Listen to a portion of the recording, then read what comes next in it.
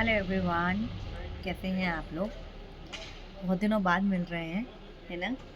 काफ़ी टाइम से वीडियो नहीं डाली है, तो आज थोड़ा पढ़ रही थी तो सोचा आप लोगों से भी बात की जाए। केतु महादशा की मैंने एक सीरीज़ स्टार्ट की हुई है। आप लोग मेरे पहले के वीडियोस देख सकते हैं अगर लाइक एनी हाँ कुछ कंटेंट मिलता जुलता ये होगा, उसी के बारे में मैं आपसे बात करती हूँ। जो कुछ मैंने देखा है, जो कुछ मैंने सीखा है। अभी मेरा केतु बुध चल रहा है। केतु बुध में कुछ हद तक आपका माइंड वापस से काम करने लग जाता है। आप वापस से थोड़ा सा नॉर्मल फील करते हैं।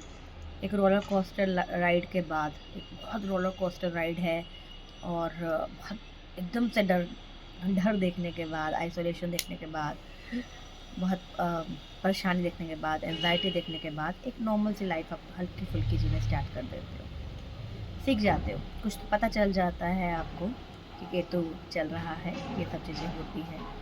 लोग धोखा देते हैं, लोग रिश्तों में धोखा मिलता है और कई सारी प्रॉब्लम्स होती हैं और सबके साथ होती है। कुछ ऐसी चीज़ें हैं जो कॉमन सबके साथ होती हैं। आज मैंने स्पेशली क्लास उसी से रिलेटेड, मतलब ये जो वीडियो बना रही हूँ, ये उसी से रिलेटेड इसलिए बना रही हूँ कि कुछ ऐसी चीज़ें हैं जो मैंने नोटिस किया है।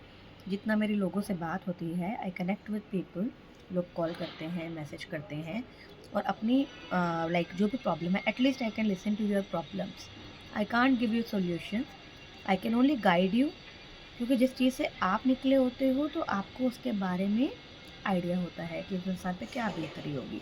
बिकॉज केतु महादशा में आपको समझने वाला कोई नहीं होगा, सुनने वाला कोई नहीं होगा। तो सबसे पहला पॉइंट, ठीक है, I am just writing as well साथ साथ, कि सबसे पहला पॉइंट ये है कि हमें केतु महादशा में हमारे साथ जो हो रहा है, हम जो फील कर रहे हैं, ये समझने वाला कोई नहीं होता। हमें एक आइसोलेशन को झेलना पड़ता है, उस आइसोलेशन में जाना पड़ता है। अगर हम ऑलरेडी रिजर्व्ड हैं, ऑलरेडी हमें सोशल सर्कल नहीं चाहिए। लाइक मैं बहुत सोशल थी, मुझे सोशल सर्कल चाहिए होता था। अब जाकर समझ में आया कि अकेले भी जिया जा सकता है और ज़्यादा शांति में जिया जा सकता है। जो जितना भीड़ में है वो उतना परेशान है, वो उतना चीज़ों में उलझा हुआ है। और जो जितना थोड़ा अकेला होता जा रहा है, वो खुदा से बहुत अच्छे से कनेक्ट कर पाता है।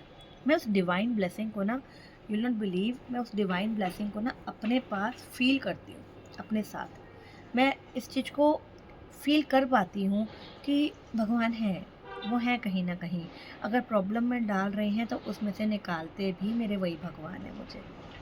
Which is a very important thing, I am telling you, it's a very good feeling. जब आप अकेले होते हो ना, मुझे अकेला फील हो रहा है, मुझे अकेलापन है। हमें अकेलापन क्यों है, मुझे एक बात बताइए। हमारे पास इतना कुछ करने को है, इतना कुछ सीखने को है, हमारे पास टाइम ही कहाँ है उस अकेलेपन को फील करने के लिए। अपने जिम्मेदारियों को जिम्मेदारियों की तरह पूरा करो। Learn something every day, read something every day.